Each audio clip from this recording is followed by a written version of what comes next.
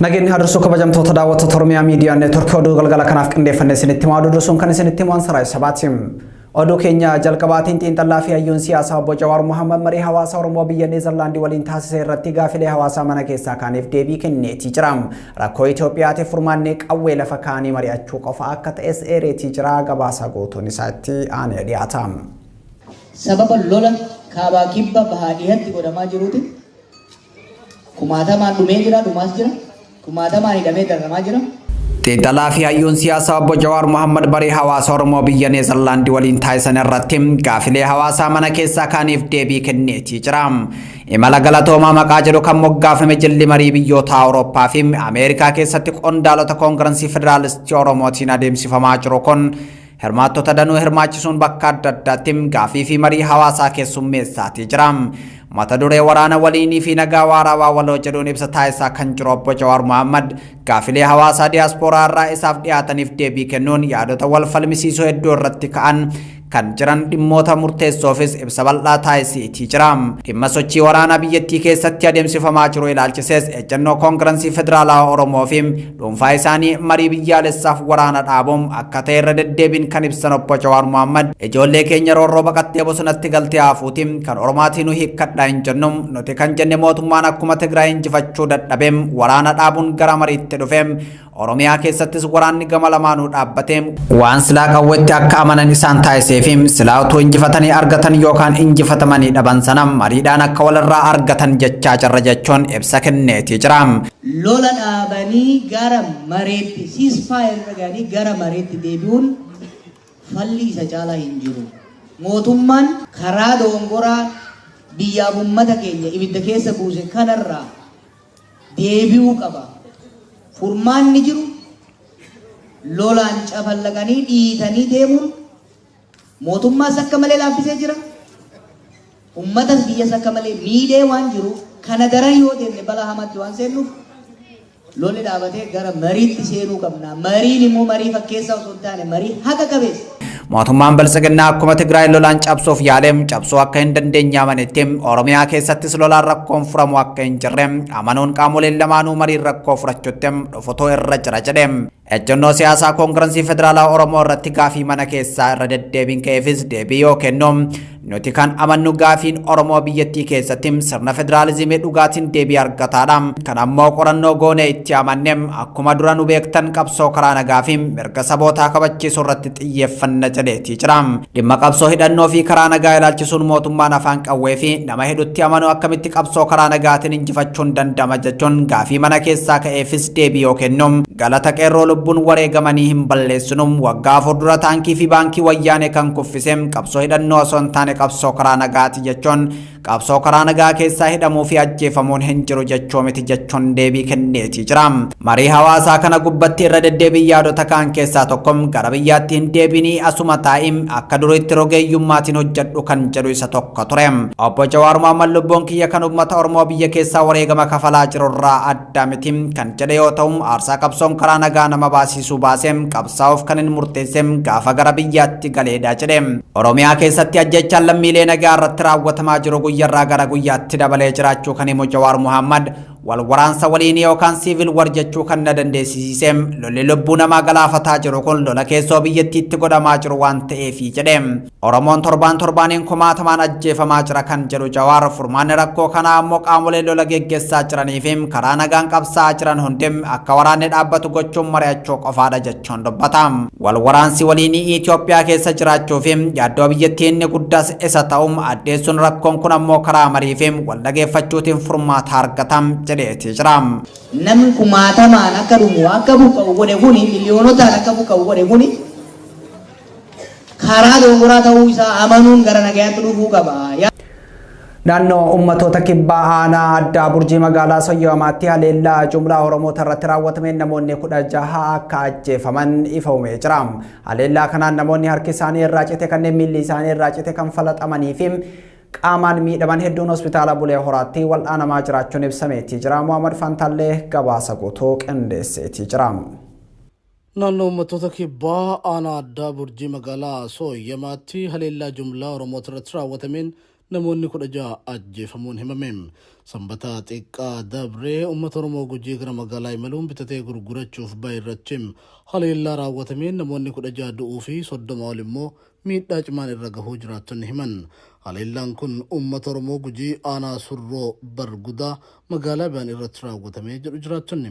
Haleellaan kun hanga ammaatti sababa maaliitiif uummata nagayaa kanarratti akka raawwatame beekamuu baatus barattoonni yuunivarsiitii Bulee Horaa ajjeechaa waliigalaa kanaa fi guutuu Oromiyaa hunda keessatti raawwatamu balaaleffachuun sagalee mormii dhageessanii jiru.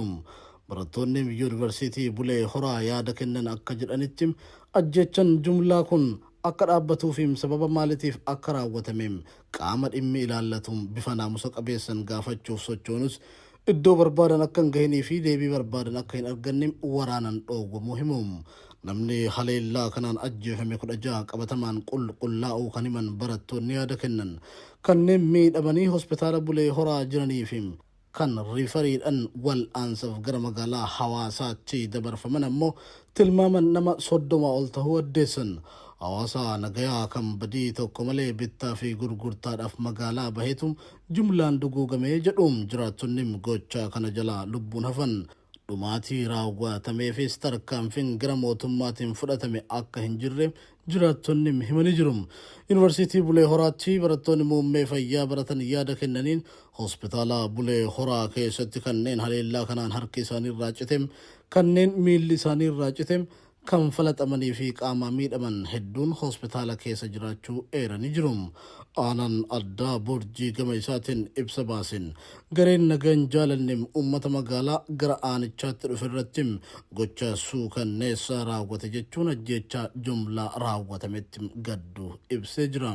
Akkasumas qaamota gocha kana keessa harka qaban barbaaduun seeratti dhiheessuuf akka hojjetu beeksisee jira. Oduu biraatiin dhaabbanni mootummoota gamtoomanii hongeen Itoophiyaa mudate dubartootaa fi daa'immaniif yaaddoo ta'uu ibse. Dhaabbatichatti fandiin uummataa akka ibsetti hongee hamaa waggoota 40 booda Itoophiyaa mudate naannoo Sumaaleetti haadholii fi shamarran miidhamoodha.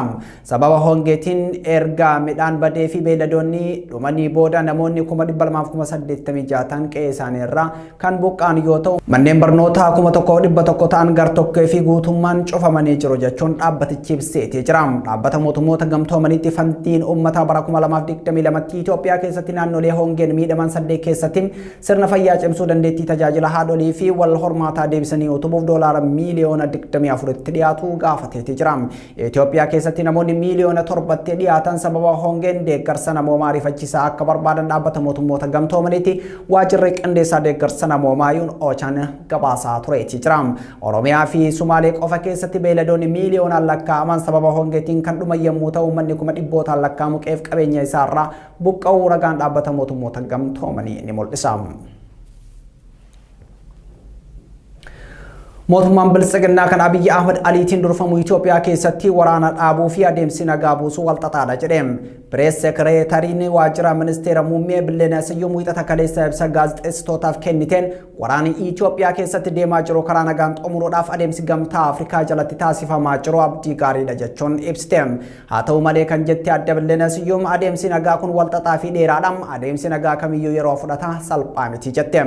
Waraana ji'oota 19 fi Itoophiyaa keessatti adeemsifamee fala barbaaduuf gamtaa Afrikaa jaarsa araaraa Olusegun Obasanjoo Ameerikaan ammoo ergamtoota 3 bakka wal jijjiiruun Itoophiyaatti deddeebisaati jirti. Jaarsi gamtaa Afrikaatiin muudame lole Itoophiyaa karaa nagaatiin xumuruuf ergame Olusegun Obasanjoo torban dabre keessa Finfinnee fi Maqaleetti aangoota gama lameenii waliin mari'ataniiti jiru. Marii isaanii booda yaada BBCf kennaniin adeemsi araaraa harkifatus kan ji'oota 6 dura irra wayyaa qaba jechuun dubbataniiti jiru. Ameerikaan ammoo ergama addaa gaanfa Afrikaa David Satterfield bakka kaasuun hamar bakka buusteetii jirti. Mariin araaraa Maqalee fi Finfinnee jidduutti taasifamaa jiru kun waraana bilisummaa Oromoo kan qabsoo hidhannootiin mootummaa Itoophiyaa wajjin wal waraanaa jiru hammataa hin jiru komiin jedhu bal'inaan dhagahamaati jira. Komiin kun bal'inaan dhagahamus ergamaa gamtaa Afrikaas ta'e kan Ameerikaa irraa komii kanaa irratti wanti jedhamee hangamaatti hin jiru. Xiinxaltoonni siyaasaa araarri Itoophiyaa keessatti adeemsifamu qaamota siyaasaa hundaa yoo hin hirmaachisin bu'a qabeessa ta'uu hin danda'u jechuun xiinxalloo irratti argamu. Baankiin biyyaalessaa Itoophiyaa daldallee kiriptookaaransii kan akka biitkooyin biyyattii keessatti beekamtii waan hin qabneef hojiirra ooluu hin qabu jechuun beeksise.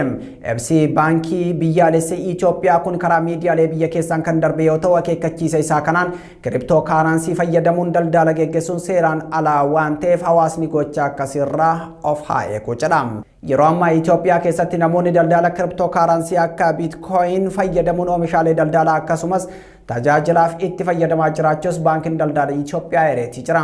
Kiriptookaaransii jechuun mallaqa karaa dijitaalaan daddarbu kan qaqqabatamuu hin dandeenye jechuunis ibseetii jira.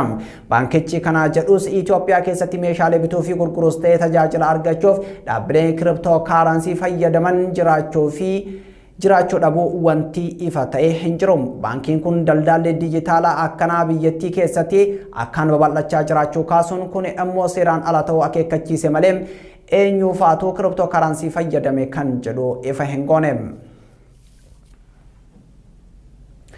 Manni maree nagaa fi tasgabbii gamtaa Afrikaa guyyaa har'aa dhimma ilaalcha jibbiinsaa duguggaa sanyii fi yakka jibbiinsaa ittisuu irratti xiyyeeffachuu yaa'ii adeemsaatii jira.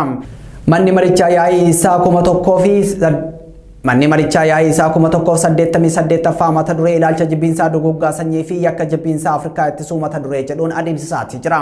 Dura taa'aa mana maree nagaa fi tasgabbii gamtichaa ji'a kanaa Daani'eel Owaasaan haasaa isaanii taasisuu jedhameeti eegama. Komishiinarri dhimmoota siyaasaa nagaa fi tasgabbii gamtaa Afrikaa Baankoolee Adooyem ibsaa dhimma nageenya Afrikaa irratti ni kennuu jedhameeti eegama. Afrikaa keessaa biyyoota akka Itoophiyaa keessatti haasaan jibbiinsaa fi sabummaa akkasumas haasaan duguggaa sanyii irratti xiyyeeffatee qondaalota olaanoo mootummaa biltsiginnaa dabalatee kutaalee hawaasaa garaagaraa keessaa ni dhagahama. Dhala namaas osoo lubbuun jiru ibiddaan gubuu fi namoota nagaa jumlaan ajjeesuun Oromiyaa, godina addaa Oromoo, Walloo, Benishaangul Gumuzii fi Tigraay keessatti bal'inaan humnoota mootummaa fi qaamota mootummaa deeggaraniin adeemsifamaa tureetii jira. Yaa'iin mana maree nagaa fi tasgabbii gamtaa Afrikaa kun dhimmoota kana irratti xiyyeeffachuun mari'atee kallattiin ka'aa jedhameeti eegama.